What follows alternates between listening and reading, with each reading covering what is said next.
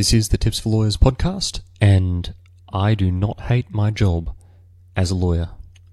But if you do, or you've listened to this podcast for the first time because you were attracted by the title, then at least feel this comfort. You're not alone. You are not alone, and I know this because one of the most commonly Googled things that leads people to my website is the phrase, I hate being a lawyer, or I hate my job as a lawyer, or I hate my legal career.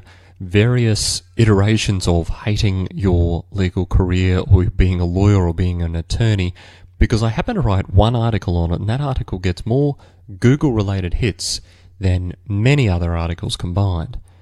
And on the one hand, that's pretty disturbing, and it's a little bit sad, but on the other hand, that's not too surprising. Because we've all been there, we've all been in those situations where we hate our jobs and we want to look for the grass that's greener on the other side. So that's what we're going to talk about today. Before we get into that, this is the Tips for Lawyers podcast. This is episode number 23, and that means you can find today's show notes together with all the other podcasts at tipsforlawyers.com/podcast.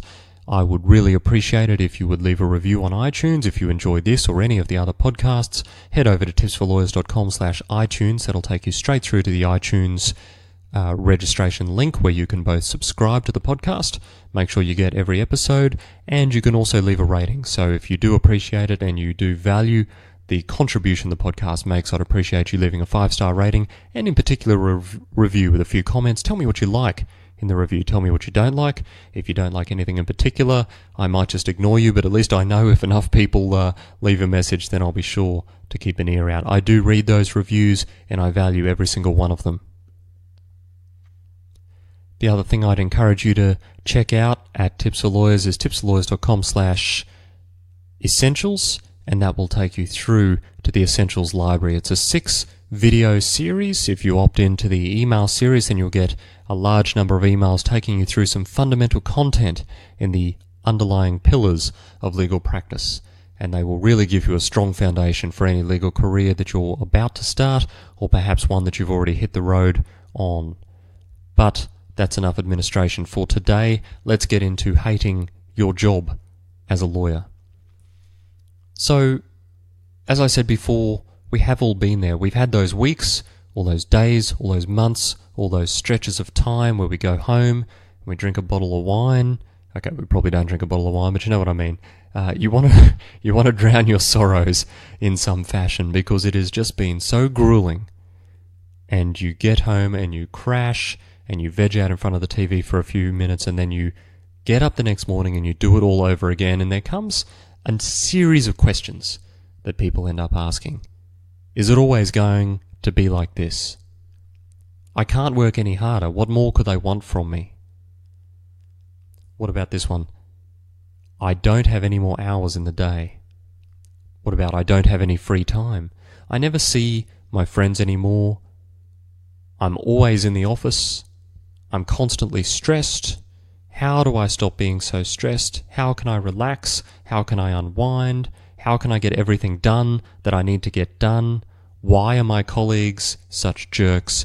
These are the sorts of questions that start to revolve, and then they all lead to this question. Isn't there something better that I could be doing? And that's why you're listening to this podcast, and that's why I made it, because I don't think you do hate your job as a lawyer, and I think very few people do in fact hate being a lawyer.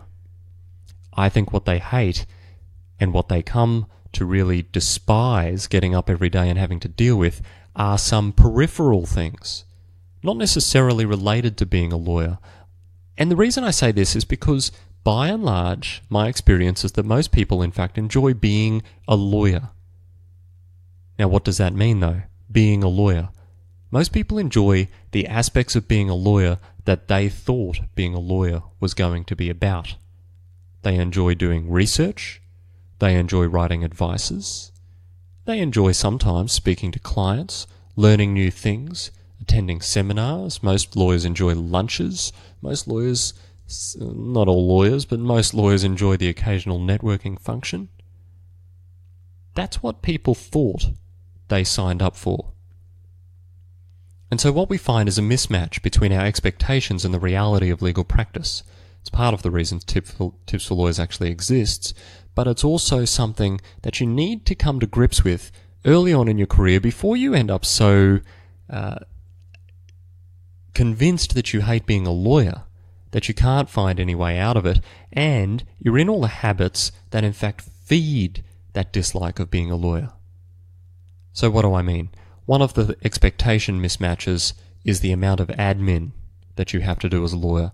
Now, no law degree that I'm aware of teaches a lawyer how to do admin, and frankly, no one even has a clue just how much administrative work is involved in being a lawyer.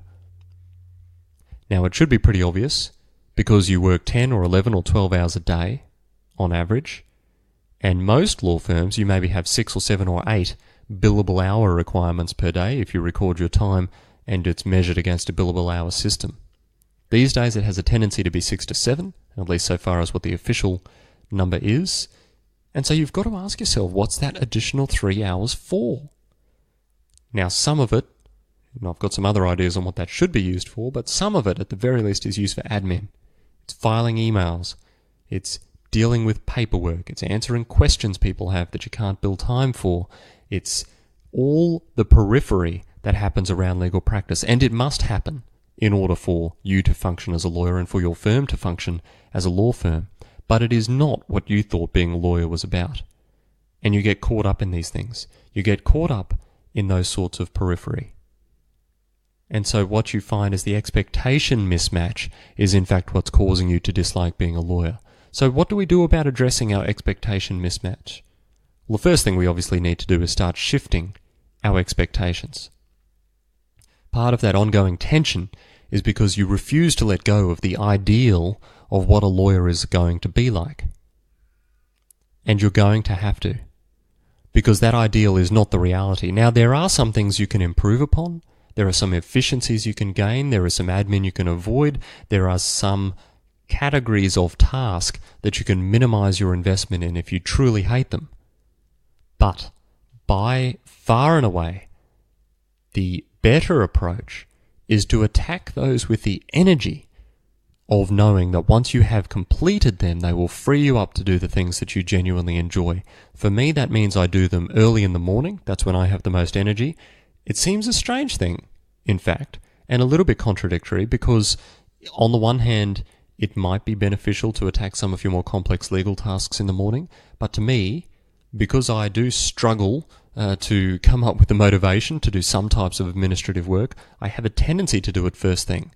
That way it's out of the way, I know I've done my administrative work by and large for the day, and that way I can get on with the stuff that I genuinely enjoy. And that's how I manage the expectation mismatch. I accept the reality of legal practice. Now, I am not saying that you should necessarily accept things that are truly heinous, but I am saying you need to accept that some things are required for legal practice that you're not going to enjoy, and in particular, some of those things are going to be revolving around the way you manage your day-to-day time. There are going to be any number of tasks that you should get out of the way earlier rather than later. And if you can bring closer together the expectation and the reality, then you're going to find yourself having a lot less tension arising as a result of that mismatch. So that's my first tip. Align your expectations with the reality. Now, that is not saying you shouldn't aspire to better things, and that's not saying you should aspire to more efficiencies, better systems, removing some of that burden of the things you don't enjoy. Perhaps it can be delegated, perhaps it can be ascribed to another person, perhaps you have people who are talented and who genuinely enjoy getting things organized in a particular way, and that's something that you particularly hate. Great, work with them. Find a system that works for you both. But as a junior lawyer, you're not going to have a lot of influence over those things, and so managing your expectations is going to be a real benefit to you. I know it seems ridiculous just to say give up on the ideal, but you need to manage your expectations. Let go of what you had as your dream of what a lawyer looks like, created from TV or anecdotal evidence from others, and accept the reality of what legal practice is like. Of course, there'll still be some things you don't like about it, but it's the tension arising from the expectation mismatch which causes the biggest issues. The next thing that comes up time and time again is the issue of working with colleagues who bring you down. Now, this can happen in any number of ways. You might have overbearing partners who supervise your work. You might have people who give you things at the last minute, even though they had them for a week or two, and you've got to run around madly like a chook with your head cut off trying to get things done. You might have people who are just genuinely not nice people. There are plenty of not nice people who happen to be lawyers. Whether or not they're good lawyers is a topic for debate, and I'll leave that for another day. But they are lawyers, and sometimes you're going to have to work with them. Sometimes they're on the other side, sometimes they're sitting next to you. You're going to have to work with people who are not necessarily nice lawyers. So that can cause a significant amount of tension, and it can make you really dread getting up to go to work each day. It can also be a particularly frustrating series of interactions. So what can you do about it? Now, the first and most obvious thing is find another job. And I do throw that out there as a realistic opportunity. I know that the reality is that it is hard to find a job as a lawyer, but if you genuinely cannot stand working with a particular person because of a personality clash, because of an experience that just puts you at odds for each other and you can't get past that particular bridge, then you might need to look for another job. That, of course, is both the easy solution and the incredibly hard solution at the same time. There are some other strategies, though, because sometimes people who are very, very hard to work with don't necessarily appreciate that they're very, very hard to work with. Some people are just oblivious to the nightmarish effect they have on those around them, and this can be something you might be able to work with, even as a junior lawyer. Even as a junior lawyer, because part of your role as a junior lawyer is to help team cohesiveness. It's to help build the team working as an effective group of people who bounce off each other, who spiral upwards rather than spiral downwards. And of course there are limits on what you can do with other people's personalities. And I'm not suggesting you need to aspire to change someone from a, hugely irritating whirlwind of total disorganization and chaos into the most organized, polite, kindly, time-sensitive person in the history of the world. But there are ways that you can try and work with people who you think might fall into this category of obliviousness to their own impact on others. And the first and most obvious thing to do is to make them not oblivious of it. See, the thing with lawyers is we're actually incredibly bad with dealing with these issues. By and large, partners don't deal with them. They're happy just to let things sail by because they're in charge and they're generally not affected by these issues anywhere near as much as more junior lawyers are. So partners are pretty terrible at dealing with these. You find that the people around the same level, so the senior lawyers perhaps are okay at dealing with it, but often there's an avoidance tactic there more than anything else. They just try to work with that person as little as possible. And you, if you're the junior lawyer, have a tendency to really bear the brunt of these kinds of people. So I would bring it out into the light. I would honestly consider, and you know the personality, I'm not suggesting you put your head in a lion's mouth too badly, but it will take a little bit of bravery. You might need to sit down with the person and say, listen, person, when you give me things at the last minute that you've had for 2 weeks, I can't always simply drop everything.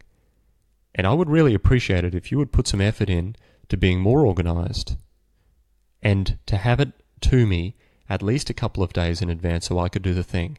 And it's happened on this occasion and that occasion and the third occasion. And I'm concerned that sometime soon we're not going to be able to do the job that our client deserves. And I'd like to work with you to try and make that a better thing. Now that's not necessarily the words you're going to use. A couple of those things were a little bit insulting and you might want to use different language, but bring the issue into the light. Sometimes people genuinely just don't know they're causing havoc everywhere they go. And if you can be specific, and I'm not saying you should generalize, don't go to a person and say, hey, did you know you're the most disorganized person in the universe? You need to be specific. You need to have specific examples, and you need to have a specific proposal for how you might go about doing things better. Because if you don't have a proposal for how to fix things, then all you're doing is whining. Don't go in there with a complaint and no solution. Go in there with a very specific complaint. Go in there with a proposition and a positive mindset that you will be able to do something more beneficial and better and faster and efficiently and resulting in happier clients, because that at the end of the day is what most lawyers want. Do not be patronizing. Do not be patronizing, because at the end of the day, they probably are more senior than you. They probably have an inkling of what you're talking about, but the chances are reasonable they've never been confronted about it. So I'm not saying it's your job to go and to performance manage this person in the same way that someone who's actually struggling in legal practice might require. I'm saying if you can have a conversation that can improve the way you work with that person on specific things, then you should try and take that opportunity. See how it goes, because it's a great way of trying to break that kind of barrier down. It's also a good way of genuinely improving your working relationship. You might offer a question. Don't necessarily go in self-effacing, but you might offer a question. How can I help this be a smoother process? Because the last couple of times we've done it, it has not been a smooth process, and I'm concerned about it. Ask the question.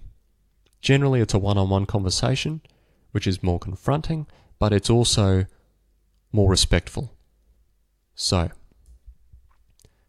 the oblivious person. Now, what about the person who knows they're a jerk, who simply doesn't care? You need to accept the reality that you are not going to be able to do anything to fix that person. You cannot fix the person. I don't know whether you've read 7 Habits of Highly Effective People, or whether you've read any of the other improvement books that occasionally get a mention from time to time, but there is a common theme amongst many of them, and that is to know what you can and cannot control. Because a big source of dissatisfaction and stress, in particular among lawyers, because we are control freaks, not sure if you've noticed that, but we are, is that we try to control things that we cannot control. And we get upset when we can't. So, if you are doing everything you can be doing, and if you have had the conversations you need to have, and if you are working the way you need to work, and if you are behaving in a way that is conducive to positive relationships and not negative relationships, then perhaps you have exhausted your sphere of influence in relation to that person, and you need to accept that you cannot change that person. Let their personality be their problem. They cannot affect your personality. So while you cannot change them, do not let them change you either. You remain you, and you let them worry about themselves. At the end of the day, you are going to surpass them because you have a more robust view, you have better self-introspection, and you have a greater ability to empathize with others. If they are going to be a jerk, and if they want to sit in their office and shout at people, then that's entirely their problem. You've always got the quitting option, but sometimes you need to accept that you won't be able to change it, and that in itself will help you. In a sense, it comes back to the expectations versus reality. If you accept that they won't change and that you can't change them, then that will get you a long way towards it. So the final thing I wanted to talk about in terms of what people hate about being lawyers is stress. Now, I've already actually talked about stress, because stress is caused by the two things I've mentioned already. That's stress is caused by the expectation mismatch, and stress is also caused by our colleagues and some of the stress they cause us. So stress in itself in lawyers has a tendency to arise when we get that feeling of being out of control. And that comes back to the sphere of influence I was just talking about. So the best way I have found to manage stress, and look, there are huge topics on stress. I could do an entire podcast on stress. In fact, I may well do that sometime in the foreseeable future. But some quick tips for stress. It arises principally because you feel out of control. That is when stress hits. It's when you don't think you can manage what you are supposed to be managing. And there's a number of ways that you can help. You can't get rid of it.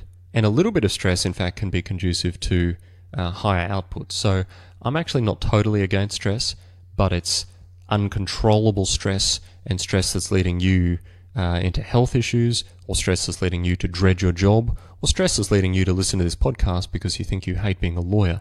In reality, what you hate is the feeling of stress. And that is manageable. So, first things first, organize your day.